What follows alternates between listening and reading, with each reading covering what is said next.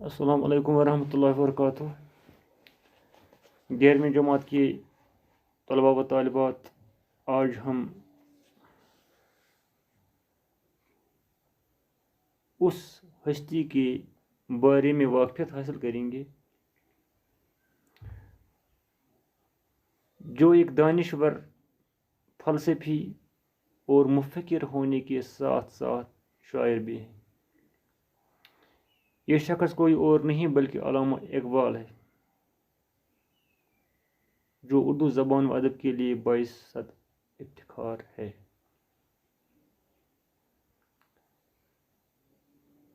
ہزاروں سال نرگس اپنی بے نوری پہ روتا ہے، بڑی مشکل سے ہوتا ہے چمن میں دیدہ ور پیدا۔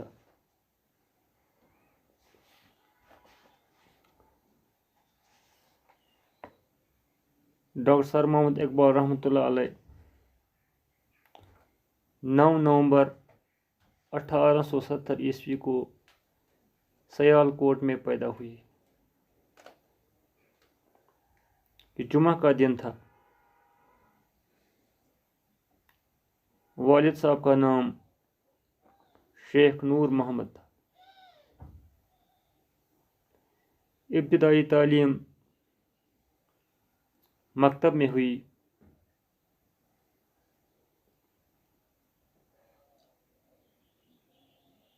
اٹھارہ سو 91 عیسوی میں اسکاٹ مشن ہائی اسکول سیال کوٹ سے مڈل پاس کیا۔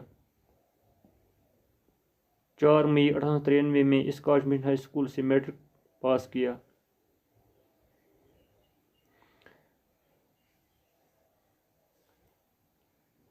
اور پھر ایف اے پاس کیا۔ اعلیٰ تعلیم کے لیے لاہور منتقل ہو گئی۔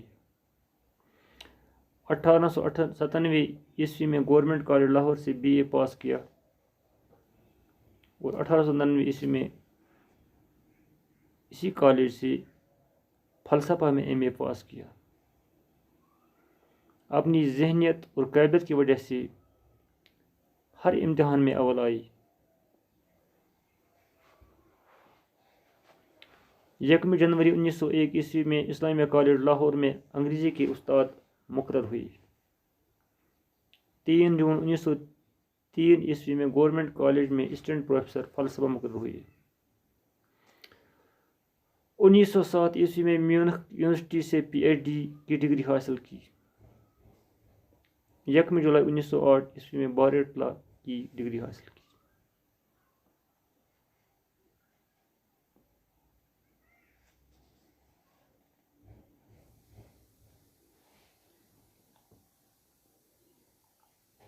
اپنی قائدیت کی وجہ سے ہمیشہ ممتاز رہے، برابر امتحان و انعام اور اسکالرشپ حاصل کرتے رہے۔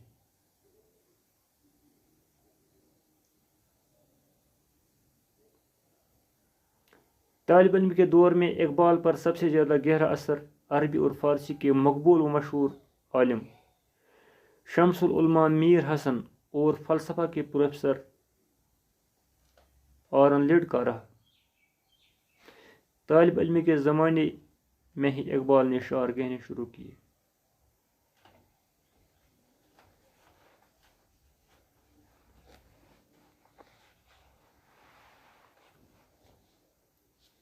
ڈاکٹر سر محمد اقبال نے مغرب میں رہ کر مشرق کی شخصیت کو اپنے وجود میں موجود رکھا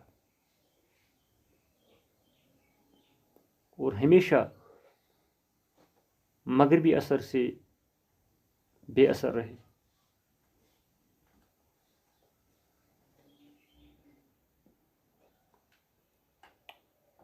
عمر بھر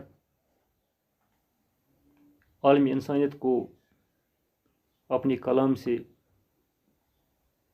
بیدار کرتے رہے۔ ڈاکٹر سر محمد اقبال ایک شاعر ہی نہیں، دانشور ہی نہیں، فلسفی نہیں، ایک قانون دان ہی نہیں، ایک وکیل ہی نہیں، بلکہ عالمی انسانیت کے وہ پیغمبر ہیں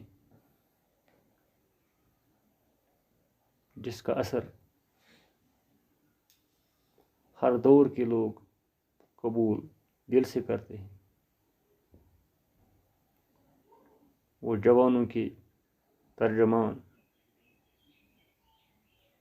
اور خودی کے پاسبان تھے. ڈاکٹر سر محمد اقبال رحمۃ اللہ علیہ نے گول میز کانفرنس میں بھی شرکت کی. یہ عظیم ہستی 21 اپریل 1938 عیسوی اللہ کو پیارے ہو گئی.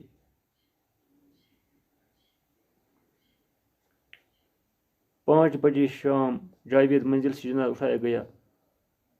اسلامیہ کالج کے گراؤنڈ میں نماز جنازہ ادا کی گئی. 9:45 بجے رات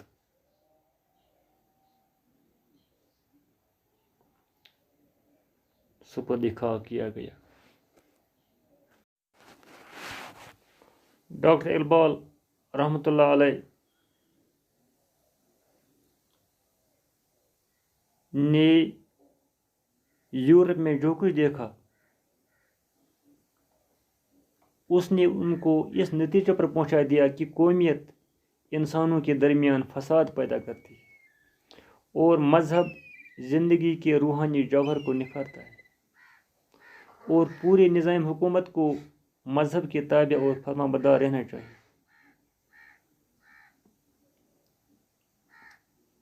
اسی فلسفہ حیات کو انہوں نے اپنے کلام میں پیش کیا. اردو کلام میں اقبال کے 3 مجموعے شائع ہوئے ہیں: بانگ درا، بال جبریل، ضرب کلیم.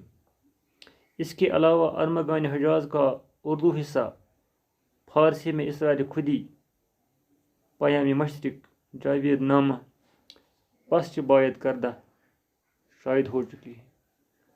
اقبال ایک صاحب پیام شاعر تھے. فرماتے ہیں اوروں کا پیام اور ہے، میرا پیام اور ہے، عشق کے درد مند کا طرز کلام اور ہے. مادیت کے مقابلے میں وہ روحانیت کے ترجمان تھے، لیکن ان کی روحانیت ترک دنیا اور گوشہ نشینی سے عبارت نہیں تھی. روحانیت سے ان کی مراد اپنی جوہر وجود کی پہچان اور اس جوہر کو زیادہ سے زیادہ چمکا دینا ہے. ان کی دنیا حوصلہ اور امید کی دنیا ہے.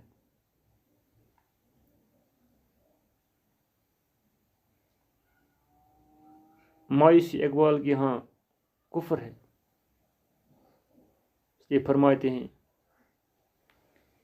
نہیں نا امید اقبال اپنی کشتی ویراں سے، ذرا نم ہو تو یہ مٹی بہت سرگیز ہے ساکی. ان کے کلام نے امیدوں اور حوصلوں کو جلا بخشی اور وہ پیام دیا جو زندگی کی تناب کو ابدیت سے جا ملاتا ہے. ڈاکٹر اقبال کے فلسفے اور شاعری کا مرکز اور محور خودی ہے. وہ انسان کو اس دنیا پر اللہ کا خلیفہ دیکھنا چاہتے.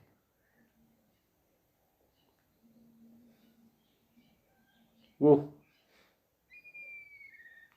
تقدیر کو جد و جہد اور عمل سے بنانے کے ترجمان. اسی لیے فرماتے ہیں عمل سے زندگی بنتی ہے، جنت بھی جہنم بھی، یہ خاکی اپنی فطرت میں نہ نوری ہے نہ ناری ہے. ڈاکٹر سر محمد اقبال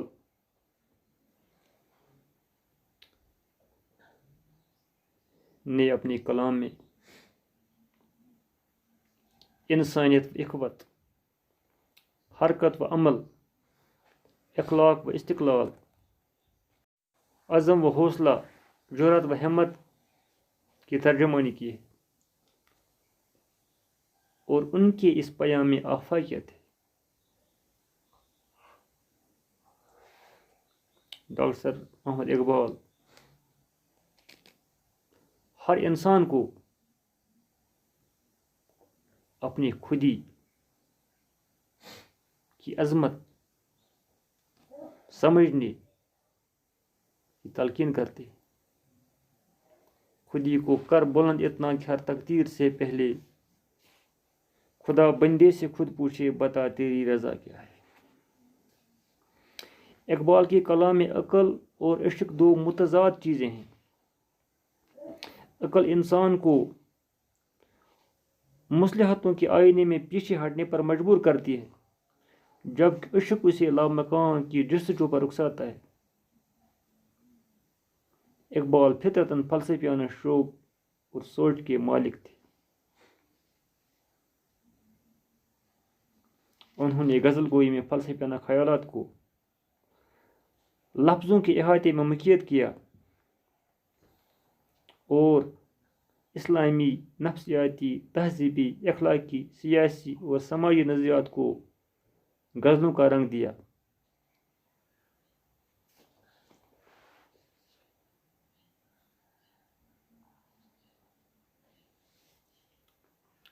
چنانچہ ڈاکٹر اقبال کی شاعری میں عشق کا تصور ایمان باللہ ہے۔ عشق اقبال کے ہیرو شیرین و فرات نہیں، لیلا مجنوں نہیں ہیں۔ اقبال کی پہلی نظم کو ہمالیہ ہے، اور کسی نقاد نے کیا خوب کہا ہے، جس کی شاعری کا آغاز کوئی ہمالیہ کی بلندی سے ہوتا ہو، اس شاعر کی انتہا کیا ہوگی۔ ملک راج آنند لکھتے ہیں، اقبال کی شاعری کی بنیاد فلسفے پر ہے۔ اس فلسفے کی فضا میں اقبال کی شاعری نشو و نما پائی، بلندی پائی، حوصلہ پایا، نظر پائی اور ایمان پایا۔ پروفیسر احتشام حسین رقم تراز ہیں، اقبال نے ہمیں وہ لب و لہجہ اور آہنگ عطا کیا جو کرۂ ارض پر انسانی اقوام کی تقدیر بدل دیتا ہے۔ اردو شاعری میں ایسا لب و لہجہ اور آہنگ پہلے کبھی نہیں تھا۔ علامہ اقبال انسان کو خواب غفلت سے بیدار کر کے میدان عمل میں سرگرم کرنا چاہتے۔ آپ زندگی کی پیچیدگیوں کا حل صرف اللہ کی اطاعت اور سرور کائنات کی محبت میں فرماتے ہیں۔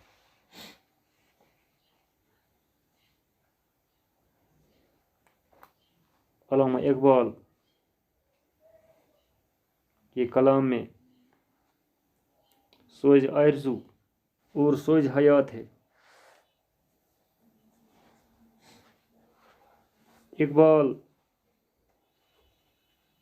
علیہ السلام کے نظریے کے مطابق اپنی ذات کے ادراک و عرفان کے بغیر انسان انفرادی طور پر بھی اور اجتماعی طور پر بھی غافل اور ساکن ہو جاتا ہے۔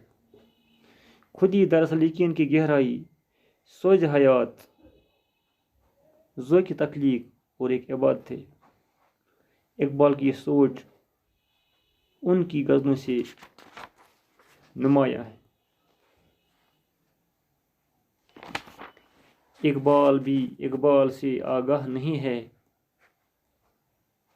کچھ اس میں تمسخر نہیں، واللہ نہیں ہے۔